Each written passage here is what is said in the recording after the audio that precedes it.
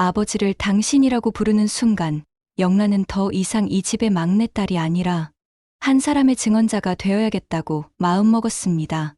뺨이 화끈거렸습니다. 구독과 좋아요는 영상 제작에 큰 힘이 됩니다.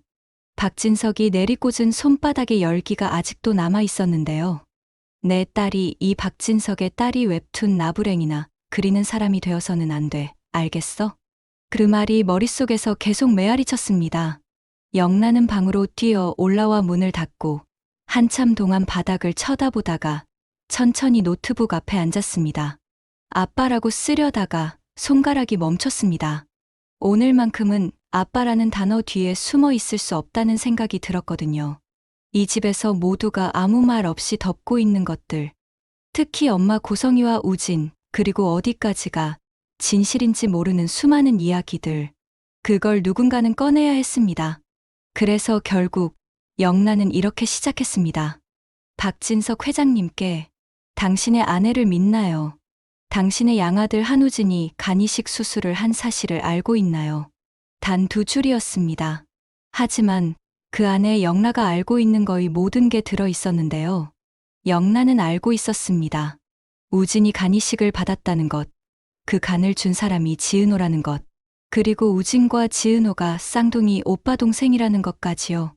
하지만 거기까지였습니다. 그래서 편지에는 자신이 직접 본 사실과 꼭 묻고 싶은 질문만 적었습니다. 당신의 아내를 믿나요? 정말 아무것도 모르고 있었나요? 마지막 문장을 쓰고도 한참 동안 엔터를 누르지 못했습니다.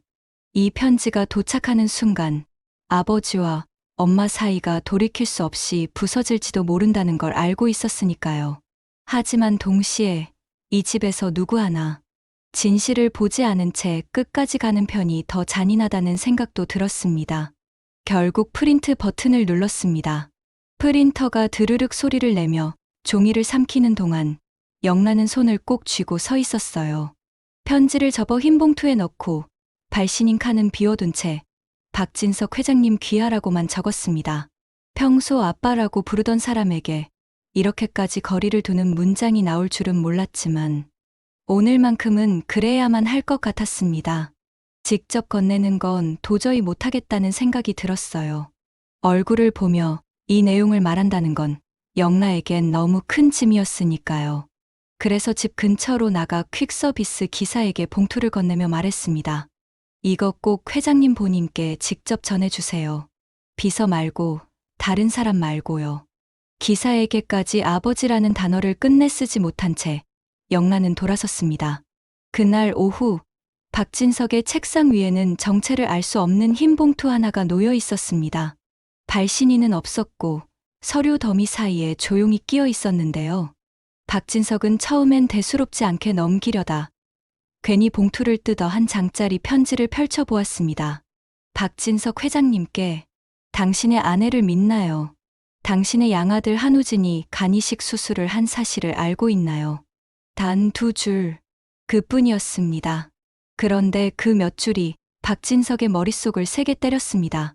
한우진, 간이식, 분명히 외국에 나가 있어야 할 우진이가 간이식을 받았다는 말은 어느 누구에게서도 들은 적이 없었습니다. 박진석은 도무지 이해할 수가 없었습니다. 아들이 작은 수술도 아니고 간이식이라는 것을 하는데 내가 모르고 있다고? 말이 되는 소리인가? 박진석이 가장 먼저 떠올린 사람은 박성재였습니다. 동시에 박진석은 며칠 전 있었던 영라와의 거실 싸움도 떠올렸습니다. 그날 저녁 박진석은 성재를 회장실로 불렀습니다. 성재야. 네, 아버지. 우진이 어디에 있니? 예상치 못한 질문이었습니다. 성재의 눈이 순간 흔들렸습니다. 이미 오래전부터 알고 있어야 했던 사실을 아버지가 이제야 묻고 있다는 게 너무 선명했거든요. 그건 왜 물으시는 거예요? 아버지, 우진이에게 무슨 일이 있는 거지? 박진석의 목소리가 낮게 가라앉았습니다. 글쎄요. 성재는 더 이상 버틸 수 없다는 걸 직감했습니다. 하지만 그렇다고 해서 오늘 여기서 모든 걸 털어놓을 수도 없었습니다.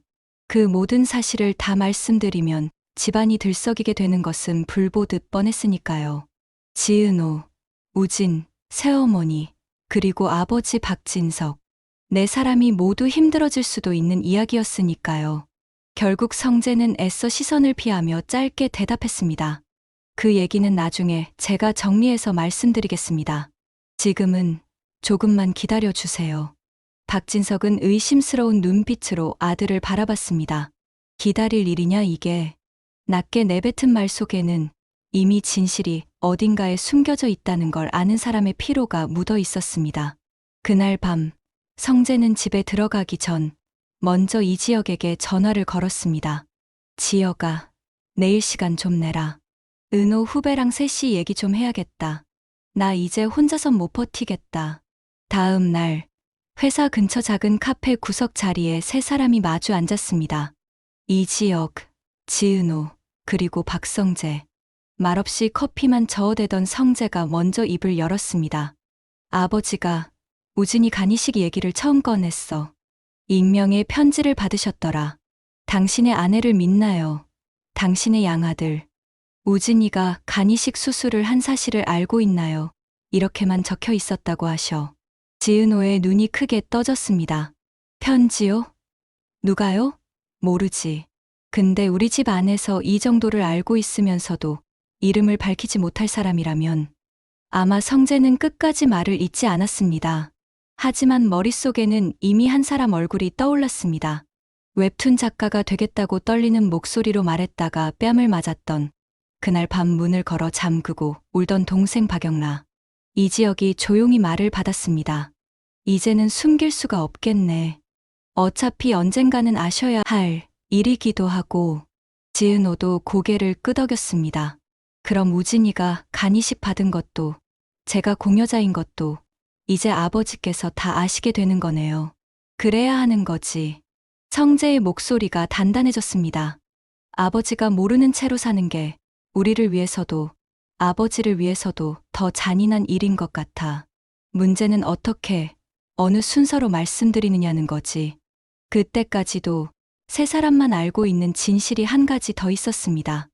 영란은 우진의 간이식과 공여자, 쌍둥이라는 사실까지만 알고 있을 뿐, 지은호가 어릴 때 보육원에 버려졌다는 것, 수술 뒤에 돈이 오갔다는 것, 10억짜리 통장 이야기는 전혀 모르는 상태였어요. 그래서 성재는 결심했습니다. 아버지에게 말씀드리기 전에 영라도 진짜 끝까지 알아야 할 것 같아. 그래야 우리 넷이 모두 같은 자리에서 같은 진실을 가지고 설 수 있을 것 같거든. 한편 영란은 전혀 다른 곳에서 또 하나의 결심을 키우고 있었습니다. 아버지에게 보낸 편지가 도착했을지, 읽었을지, 어떤 표정을 지었을지 아무것도 알 수 없었지만 집안 공기는 조금 달라져 있었습니다. 박진석은 여전히 웹툰 얘기만 나오면 표정이 굳었지만 예전처럼 단칼에 잘라버리지는 않았어요. 그 애매한 틈 사이로 영란은 새로운 생각을 꺼냈습니다. 이 집, 한 번은 진짜 다 같이 모여야 돼. 반쯤 숨기고 반쯤 모르는 척하는 상태로는 아무도 못 빠져나가. 그래서 떠올린 게 크리스마스였습니다. 아빠, 올해 크리스마스에는 별장에 다 같이 갔으면 좋겠어요. 갑자기 별장, 박진석이 눈썹을 찌푸리며 물었습니다. 요즘 다들 너무 따로 살잖아요. 아빠는 회사, 엄마는 재단, 성재 오빠는 회사, 저는 제 방. 그냥 한 번쯤 한 공간에 모여야 할 것 같아서요. 박진석은 영라의 말을 곰곰이 씹었습니다. 이상한 제안이었습니다. 그런데 요즘 들어 하나둘씩 엮여 들어오는 조각들을 생각하면 이 이상한 제안이 어쩌면 필요한 자리가 될 수도 있겠다는 생각이 들었습니다. 익명의 편지, 성재의 회피, 그리고 아내 고성이의 미묘한 태도들. 그래, 한 번쯤은 다 같이 모일 필요가 있겠지. 그는 느리게 허락했습니다. 별장의 일정이 정해지자 영란은 곧장 한 사람을 떠올렸습니다. 지은호. 엄마가 끝까지 인정하지 않았던 사람, 그리고 자신이 가장 미안한 사람. 언니를 이 자리에 세우지 않으면 이건 또 반쪽짜리 진실이 될 거야. 며칠 뒤 영란은 조심스럽게 지은호의 카페 겸 사무실을 찾아갔습니다. 문을 열고 들어가면서 괜히 문손잡이를 2번 쥐었다 놓았다 하며 긴장을 풀려 했습니다. 영란은 곧장 은호의 사무실로 향하고 문을 열었습니다. 은호는 지난번에 만났을 때처럼 놀라지는 않았습니다. 언니, 영라가 조용히 불렀습니다. 여긴 또 왜? 예상치 못한 손님에 지은호의 눈이 커졌습니다. 딱 한 번 얼굴을 본 사이였지만 이렇게 다시 만나게 될 줄은 몰랐거든요. 숨을 고른 건 영라가 먼저였습니다. 저 언니한테 미안한 게 정말 많아요. 우진 오빠 수술하는 거 알면서도 엄마가 언니한테 어떤 짓을 했는지 다 알지도 못하면서 그냥 눈 감고 있었거든요. 그럴 수밖에 없었겠지. 지은호가 담담하게 잘라 말했습니다. 그 집 딸로 산다는 게 어떤 건지 대충은 아니까. 그 말이 오히려 영라 가슴을 찔렀습니다. 그래도 이제는 이대로 두면 안 될 것 같아요. 그래서 부탁드리러 왔어요. 부탁, 크리스마스에 우리 별장에 같이 가주실 수 있어요? 아빠, 엄마, 성재 오빠, 저, 그리고 언니랑 우진 오빠까지. 엄마가 싫어할 건 알아요. 근데 한 번은 모두가 같은 자리에 서야 한다고 생각했어요. 지은호는 잠시 말을 잃었습니다. 왜 그런 자리를 만들고 싶은데? 저도 제 인생을 살고 싶거든요. 영라가 솔직하게 고백했습니다. 웹툰도, 사랑도, 제 선택도요. 근데 이 집에서는 엄마가 만든 이야기, 아빠가 만든 규칙 안에서만 허용되는 꿈만 꿈이라고 부르더라고요. 누군가는 이 집의 진짜 얼굴을 들춰내야 저도 제 인생을 선택할 수 있을 것 같아요. 그래서 언니 힘이 필요해요. 지은호는 한참 동안 겨울 하늘을 올려다보았습니다. 나, 솔직히 말하면 그 집에 다시는 발도 들이고 싶지 않았어. 나 버리고 떠난 사람이 누리는 삶 보고 싶지도 않았고. 알아요. 영라가 고개를 끄덕였습니다. 그래서 더 부탁드리는 거예요. 엄마 편도 아빠 편도 아니라 그냥 진짜 편에 한 번만 서달라고요. 결국 지은호는 아주 천천히 고개를 끄덕였습니다. 좋아. 한 번은 가볼게. 대신 거기서 묻는 질문에는 나도 더는 숨지 않을 거야. 내가 겪은 건 내가 말할게. 영라의 눈이 반짝였습니다. 정말요? 어차피 언젠가는 다 나올 얘기니까. 그리고 크리스마스. 눈이 소복이 쌓인 산속 별장에는 오랜만에 사람들 발자국이 남기 시작했습니다. 먼저 도착한 건 박진석과 고성희, 그리고 박성재였습니다. 트르리 불이 켜진 거실은 겉보기엔 평화로웠지만 공기 속에는 설명하기 힘든 긴장감이 깔려 있었죠. 늦게 도착한 영라가 메리 크리스마스라고 웃어 보였지만 손끝이 약간 떨리는 건 감출 수 없었습니다. 그리고 얼마 후 별장 문이 다시 열렸습니다. 한우진, 그리고 지은호. 두 사람이 문턱을 넘는 순간 고성희의 얼굴에서 피가 가셨습니다. 너희가 여길 왜? 고성희가 종이를 찢는 듯한 목소리로 중얼거렸습니다. 오늘 이 자리의 목적을 본능적으로 느껴버린 듯한 표정이었죠. 오늘 제가 먼저 말해도 될까요? 모두의 시선이 영라에게 쏠렸습니다.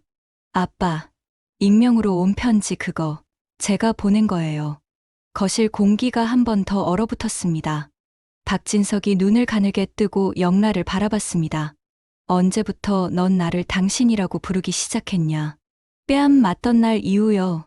영라가 솔직하게 대답했습니다. 그날 이후로 저는 아빠 딸로서는 할 수 없는 말을 해야겠다고 생각했거든요. 그래서 회장님께 썼어요. 당신의 아내를 믿나요?